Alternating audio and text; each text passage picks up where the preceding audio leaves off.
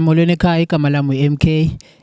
Sise Polar Park namhlanje eThokoza extension 5. Sibizwe nguSisithozama. Sisithozama kunjani? Ndiyaphila khona kunjani bhuti? Ndiyaphila nami ndiyaphila. Igama lami MK. Usibizile apha namhlanje and andifumene imessage yakho ndayifunda yonke. Ekuyifundeni kwami ndiyibonile uba ngaba isukela ngo-2019. So bendicela uba usicacisele uba ngaba ukusukela ngo-2019 ukuzotsho namhlanje kwenzeke ntoni. Kusukela ngo-2019 ndalelelwa ngumntana eZantsi eChokai Power Station. Then waya esibhedlela apho esibhedlele eThelomokhane wahlala 2 days waremove waso eBhar lapho futhi wahlala ICU inyanga yonke. Then after ephaphamile wayokhathwa izandla wabengenazandla udoctor wakhe wamnceda wamfunela isikolo eRandburg Hope School ufunda khona nangoku government akomntendenzile yakho uncedo ndilitholileyo since udoctor encedile lokho efunda again lokho busy nami ndiloko ndiyomthatha. Then ndafanda uthi transport ezaloko imbuyise buya every Friday Sunday yabuyele ndathola transport umuntu we-transport naye umntana kufunda khona, so every month ndibhatala lo mali transport ndiphila ngegrant, so ngicela uncedo. Okay, so umntana uthi wabethwa yi-transformer. Okay, kwakusenzeka ntoni ngaloo mini leyo? Wayedlala nabanye abantwana, so uba uyofika kanjani lezantsi etransforming andiyazi nami because wayena 2 years that time. Okay, wayena 2 years. Yo, ebekasesemncinci. Okay, so uthi uyafunda ngoku. Ufunda kusiphi isikolo? Randburg Hope School. Randburg Hope School, okay. I-private school? Huh? Okay.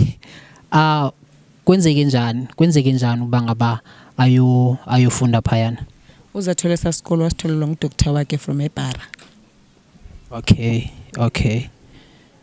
Isikolo ngoku simqhuba kanjani? Simqhuba kakuhle kakhulu. Simqhuba kakuhle. Uyapasa kakhulu. Last year winama awards. Hayibo. I've heard bangaba good naku-English. Afrikaans. Okay, no ndiyakuva. So yaye yabangawaphi amanyathelo owaye wawathatha back then ukufuna uncedo? Ndaya bhalela abantu ndiye endaweni abantu bangabuye abanye beze but feedback ingaphindi ibuye after. Okay. Ngabaphi ababezile so far? Wake weza uButmenzi neteam yakhe from ama-social worker to housing, abantu base-clinic, abantu base-education. But ke benza babhala izinto nabacelela istory sonke babhala izinto but i-feedback ayakabuyi kwakudala ngoku besafuna grade R that time. Okay. So awuzange mhlambe kube kuvulwa i-case against mhlambe umasipala lo controller lo mbane lo? Okay, yavulwa i-case yakhona lathola lawyer from eMthatha ndayivula i-case yakhona because nami ndandibotshiwe from ilantus ngana kumntana, so nami ndandibotshiwe, so yakhona i-case sayi-attenda i-case yaphela for iyambotshwa but nangoku still hard eyomntana ayikaphumeleli because last lawyer infonele yangixela bathi amalawyer kamasipala abayazi indaba ye-case yomntana. Okay. So kusho ukuthi somehow ayizange idocumentwe if ever amalawyer wakwamasipala or as i-case it's about umasipala angayazi somehow ayizange idocumentwe. Yo, ndiyenzile research when ndifumana imessage yakho. I've spoken with ukansela Dino wase-Ward 57 apho kwiwadi yakho, uyakwazi and uzamile naye ukuku-assista from kuye epokothweni. I've heard ukuba ngaba no-Councillor Mzi naye also tried uba ngaba makaku-assiste ngokwe-transport fees or ngokwe-school fees, and then kuma-councillors ngu-Mr Dino no-Mr Mzianda nabazile bazokubona. Okay, kuma-ward committees especially e-Ward 57 ikhona i-ward committee eyi-1 yake yazama uba ngaba izokunceda? Ayikaze yazama, umuntu kweza makasomdala but wathetha ngoba like uyithethe indaba yami le kule apha ihamba khona i-ANC yake ithetha bathi abantu umntana makayofunda kuba izikole ezilapha eSpruit ezibeleni ndathi mina umntana makanokwazi uyofunda ezibeleni because there's nothing wrong ngayo right just nje benidinga uncedo lokho abantu bangincedise nje for esikolweni because yonke into right for esikolweni. Okay.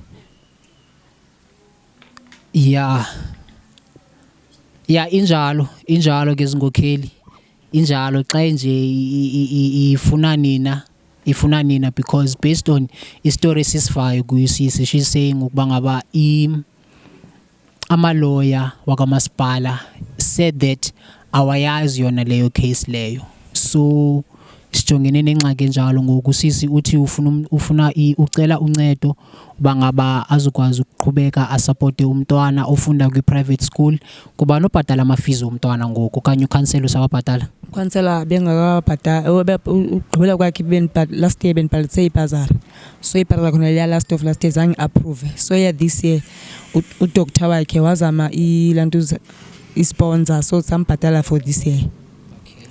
Okay, so before abhatalelwe si-sponsor bani uye waqala wambhatalela from ekuqaleni?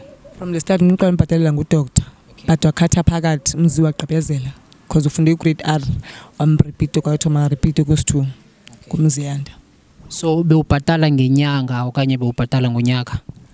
Udoctor uqala kwakhe bebhatala every month, it was 2.5.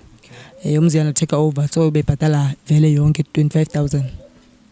So ngonyaka bekusuba 25,000. It's a hostel and school fees because uhlala hostel. Okay. So you are even saying ukuba ngaba umntwana uqhuba kahle esikolweni, umntwana ufumana ama-awards esikolweni, ngawaphi ama-subjects akuthi go? It's a best reader in English, maths, uyaparticipate esikolweni. Okay. Yeah. Ubhala kanjani? Ubhala ngamanyawo. Uyakwazi ndingeza nencwadi yakhe uyakwazi bhala. Okay. We going to see ukuba ngaba ubhala kanjani ngenyawo and unfortunately angeke simveze ebusweni, but then sizomveza yena kancinci, but ebusweni asizomveza because usase underage and asifuna ukudibana nama-child what lawyers sewazosihlasela. So luncedo olunjani olulufunayo? Like luncedo kuba niphila ngegrant noba ngumsebenzi. Thola umsebenzi. Ngawaphi mhlawumbe amaphepho nawo oye u-apply ngawo umsebenzi? Nawo most bathi CV qha. Ugqibele kubani esikolweni? Ugqibele ku-grade 11. Okay. Ayikho enye course oye wayenza aside? Okay. Zinkokheli, usisi uthi uno grade 11 ugqibele kuye, so I'm not sure bangaba mhlamba ngafuna bangaba makabuyele esikolweni or what, but then based on ama responsibilities anawo ngoku andiyazi bangaba mhlamba decision yakhe ingathini ngokweengcebiso zenu. I'm calling out kuma social workers, I'm calling out kuma ward committees esiphila nawo apha Ward 57, more especially abadila nama cases afana nekasisi. I am calling out kwi-Department of Education.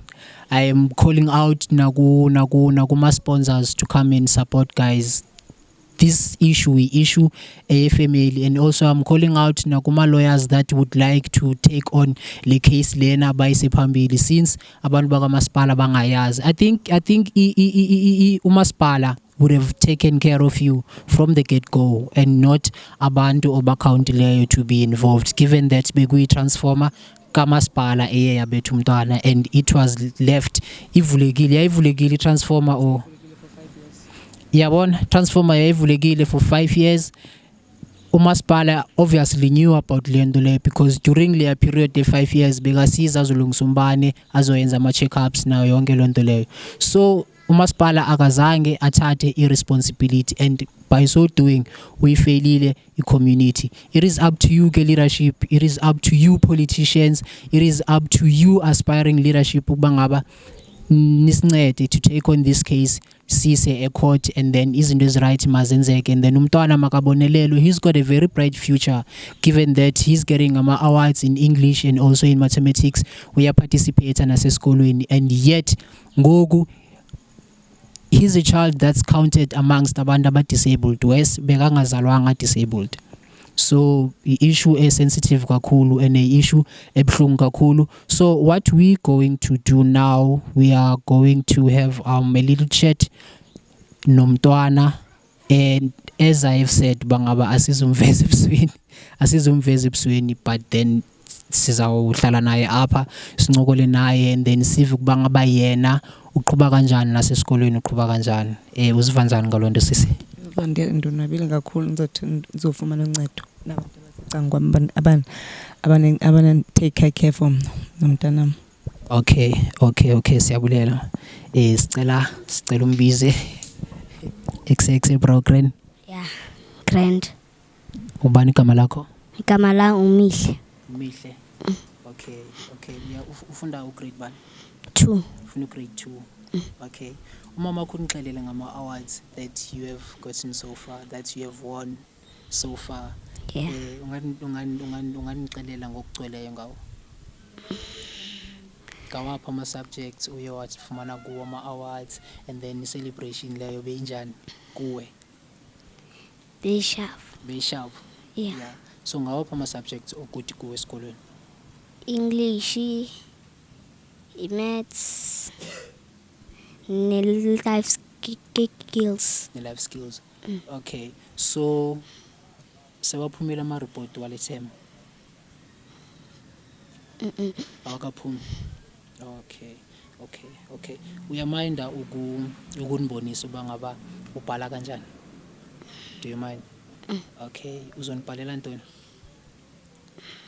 Any sentence that you can think of, ne? Okay.